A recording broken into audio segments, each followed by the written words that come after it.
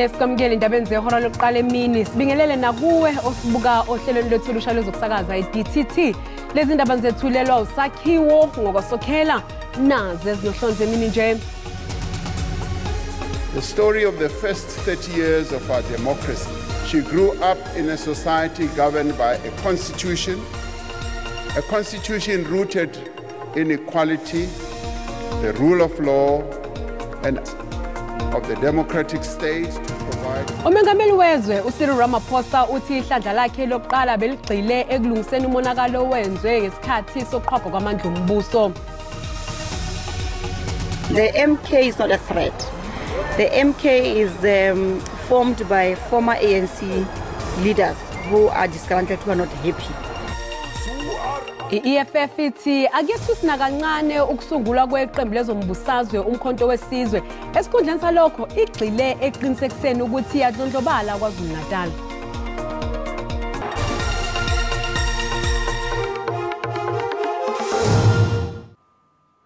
Izinhlaka ezibhekele ukuthuthukiswa komnotho namabhizinisi ziqagula ukuthi inkulumo yesizwe kaMengameli uCyril Ramaphosa yethule izolo kusihlwa yehlulekile ukugxila emaphuzwini ezinto ezithinta ngqo umphakathi kanye nesimo somnotho wezwe.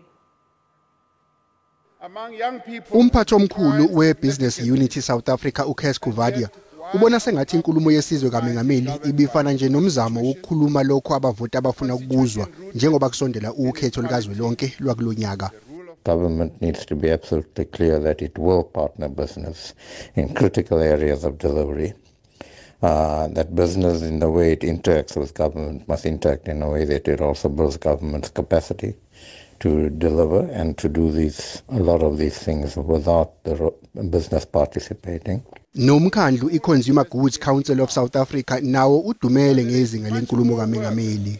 Besibheke okukhulu kakhulu kugovernment ukuthi bekumele uhulumeni njani namhlanje or njengopresident nobade ekhuluma besibheke ekutheni uzositshela ukuthi kube clear ukuthi nakho esizokwenza esibheke phambili singabheki kakhulu emuva ukuthi lokho ama promises asemuva asiwabonile siyazi sonke nje eSouth Africa but wonke lawo maphuba neprogress eyenzakalile since sukela ngo-30 years ago asevele ashabalala ngoba izinto easy ukuthi ngabe siyakwazi ukuthi ezilula kakhulu ukuthi sikwazi ukuthi sinakekele economy yethu ama companies emele njenge Eskom njenge Transnet iwona kakhulu la kumele ngabe anakekeliwe sikwazi ukuthi provide services to South Africans.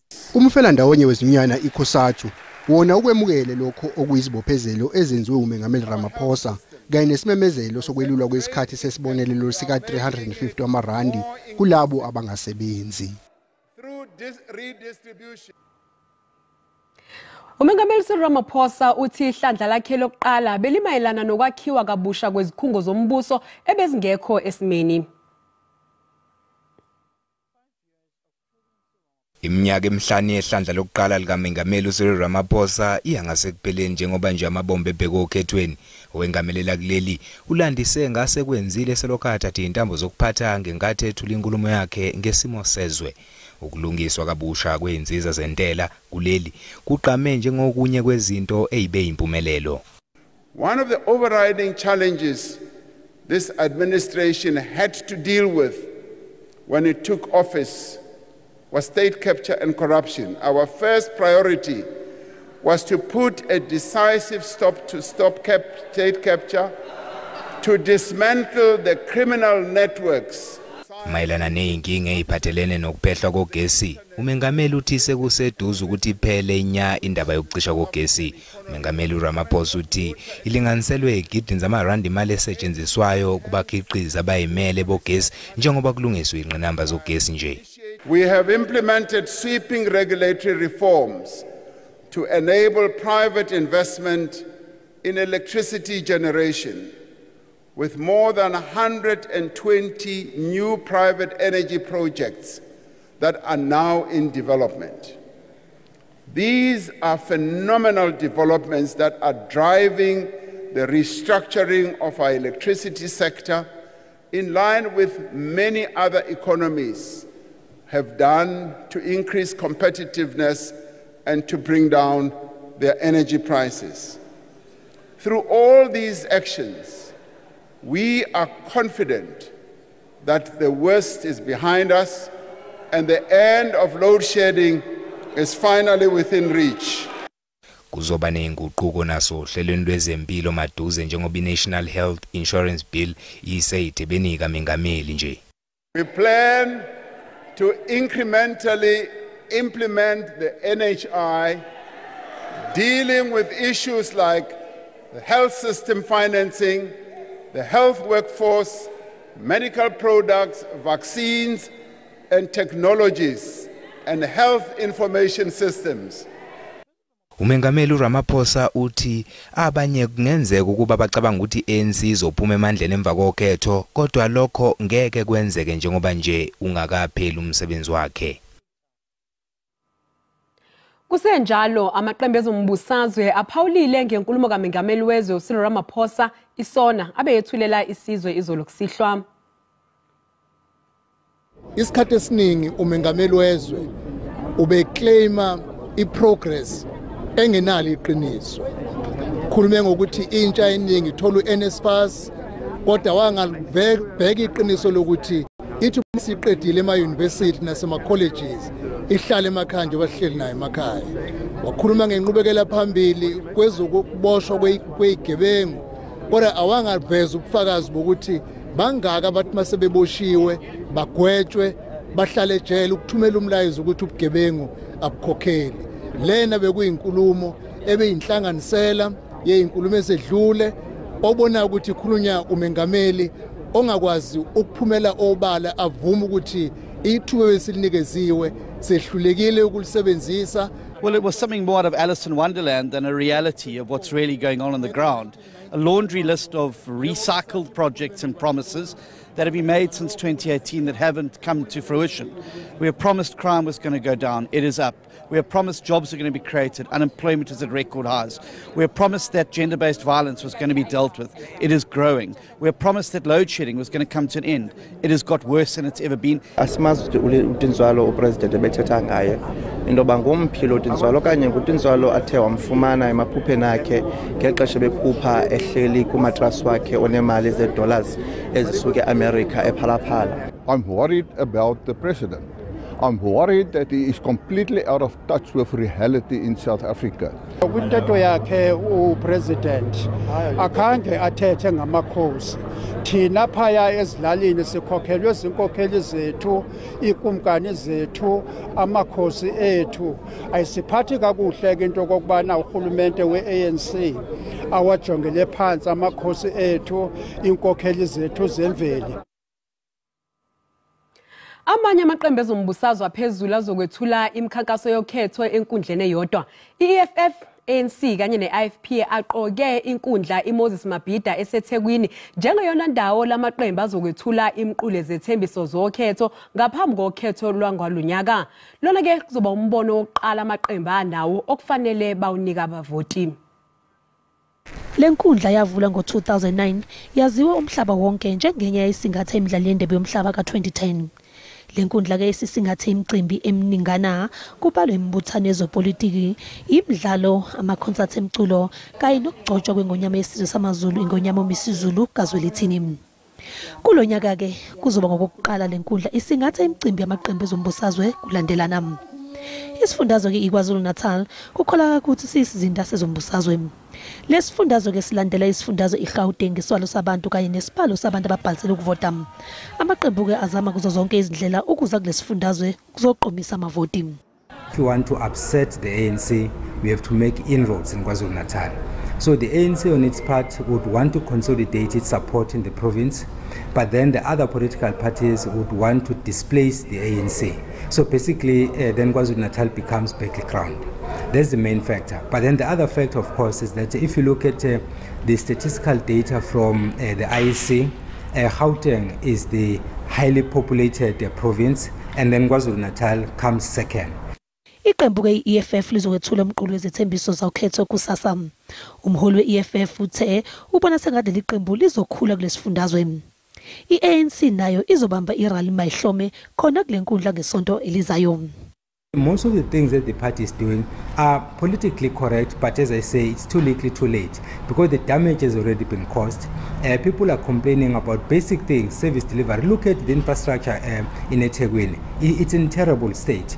Look at the buildings, they are not attracting as they used to. Iqembu eliphikisayo KwaZulu-Natal iIFP nalo lizobe lethula imiqulu yezithembiso zokhetho kuyo lenkundla. One of the reasons why these political parties are coming to eThekwini and Moses Mabhida in particular is because of what they've seen in the previous election, 2019 and then 2021. And then they want to test their power against other competitors, in this case the ANC and the EFF. So looking at it from that front, then I would say it's a good move, although of course it might come back to haunt them. If, say, for example, the EFF is able to fill that stadium into rafters and then they only barely make it, then of course that might change the mood, especially those who are not necessarily IFP members but are IFP voters. So then that might sway them to other political parties. So that they are playing a game, in fact. You either win or you lose, but it's a game worth playing. Njengoba nje amabombo ebheke okhethweni, iEFF ilwela ukuzuza abalandeli esifundazweni KwaZulu-Natal. Kulempela sonto siya kuye leli qembu lizosingatha umcimbi walo wokwethula kwemiqulu ezithembiso zokhetho enkundleni Moses Mabhida eThekwini. iEFF izokwethula umqulu wayo wezithembiso zokhetho kusasa nokuyinto ezonikeza leli qembu umhlahlandlela ngezinto okufanele lizenze ngaphambi kokhetho. Selidlondlobele leli qembu selokulasungulwa njengoba ngo-2014 lathola amavoti angu-6.5 amaphesenti okhethweni lukazwelonke, kwathi ngo-2019 lathola amaphesenti angu-10.75 amaphesenti. Manje ucwaningo lwe-IPSOS liqagule ukuthi iqembu lizothola amaphesenti ayi-18 okhethweni lakulonyaka. We are only launching the manifesto now in February, but the report that was conducted in December already says EFF is at 18%. So effectively, we have not started the campaign. The campaign is only going to start after Saturday, after we've launched the manifesto, because then I can go to the electorate and say this is what the EFF is going to do. iEFF ithi alibathusi nakancane iqembu elisanda kusungulwa iMK neyiqembu elesekwa nowayengumengameli wezwe uJacob Zuma. The MK is not a threat. The MK is formed by former ANC leaders who are disgruntled, who are not happy. So they will take even more, because more ANC members currently, they're not happy with Ramaphosa. KZN remains the most strategic and important province because it's the second biggest in terms of voter base after Gauteng.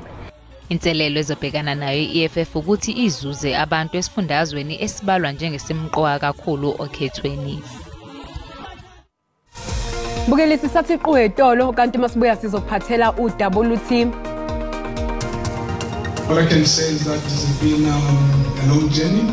It's been, over a decade fighting the case.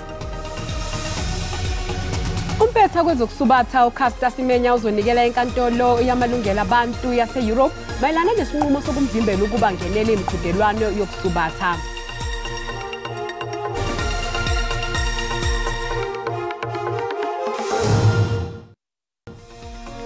Sikubingelele sikwamukele mbukeli uma ngabe usanda ngena udabeni oluhambe phambili besibike ukuthi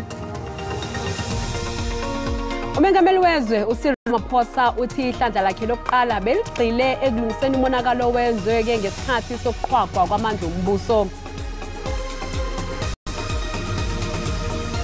Mbukela sikhumbuza ukuthi lezi ndaba zikhona ku YouTube na ku SABC Plus, ngena kuzo uzicinge ngamagama athi SABC izindaba na kanjani uzozithola.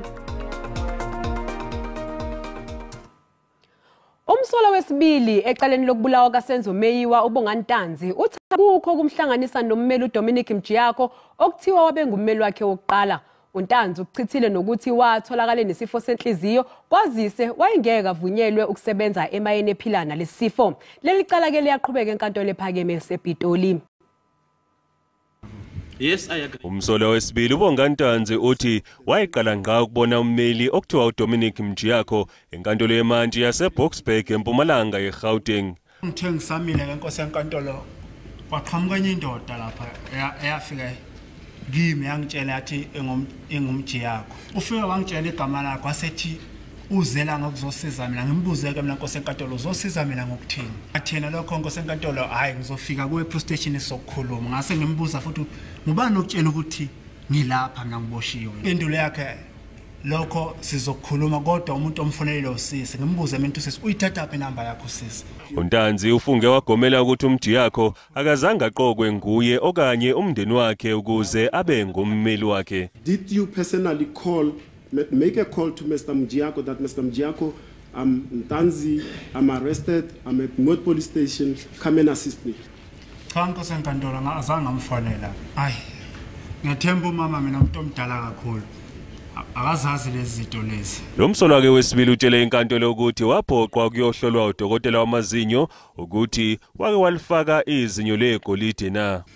Did you give consent to Mohani and Mabena to take you to the dentist to be examined? Cha Nkosi enkantolo ayikho imvume mina ngabanika yona ngoba naqala ngashaba ngishala kuthiwa ngikhipha igolide. Abantu bafuna udokotela ngakhipha kwegolide akaze ngifake igolide. Ujubulela ngokuthi akulona iqiniso ukuthi watholakala enesifo senhliziyo kwazise wahlolwa ukuthi wake walifaka yini izinyo legolide. Nkosi enkantolo noma ngalandiwe exit yami yase Rustenburg eImpala Mine. I-exit le ekhomba khona ukuthi ngiyagula noma ngigule ngifithi kangakanani ukuthi ngasebenza engigodini. And okunye Nkosi enkantolo ngeke ngisebenza emgodini mina nginesifo senhliziyo. Licala ke liyaqhubeka. Ummeli eqaleni lowesilisa neminyaka engama-25 ochazwe njengomdideli weqeqebane beliphakamisa iflege lohulumeni obandlululo ngaphandle kwenkantolo yemantshi eGroblersdal usola umbuso ngokuvumela ingcindezi yezombusazwe ukuthi ibe nomthelela esinqumeni sebheyili.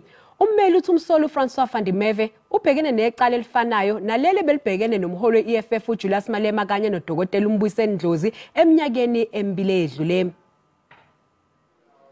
Encwadini efungelwe befundo njengengxenye yesicelo sebheyili uVan der Merwe uthi ukholwa ukuthi umbuso uyamcwasa. Waboshwa mhla zinga-24 kuMasingana ngesikhathi ezama ukudlula ngendluzula ethimba lamaphoyisa efuna kuyongena enkantolo yemantshi eGroblersdal.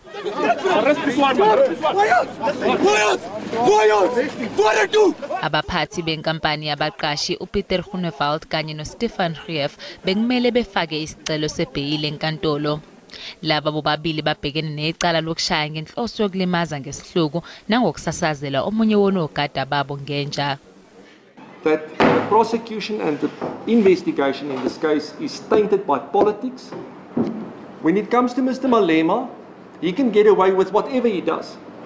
But when my client does something much less serious, then the prosecution and the state, this collective, considers it one of the biggest crimes in history, and that is discrimination, I put it to you.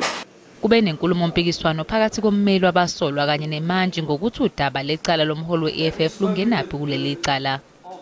I will now tell this court that whatever transpired in the matter of Mr. Malema is now similar with this.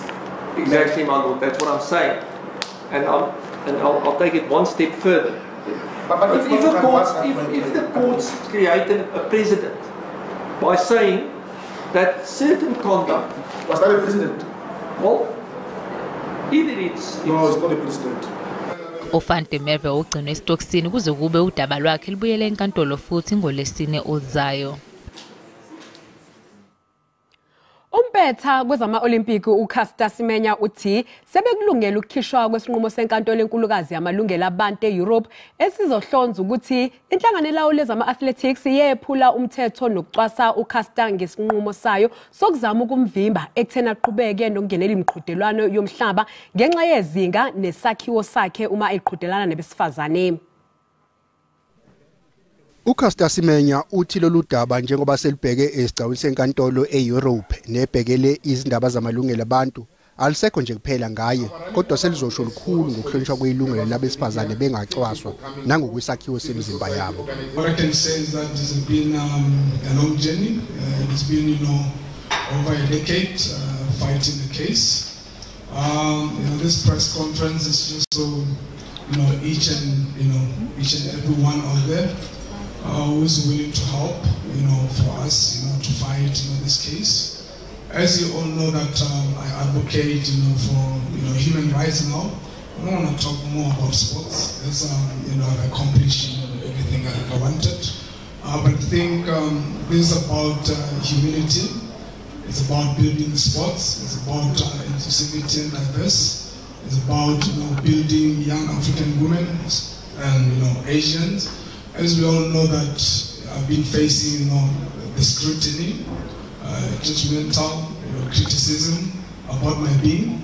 But I think this case is bigger than that. Lo mpetha womhlaba kuma Olimpiki waphosela inselelo isinqumo esakhishwa inhlangano ebhekeleza ama-athletics emhlabeni i-IAAF ngo-2018 ngesikhathi ibeka imbandela eqinile ngokuthi kuzofanele ehlise izinga lakhe lamahormone emzimbeni uma isafuna ungenela imiqhudelwano yomhlaba kwezokusubatha.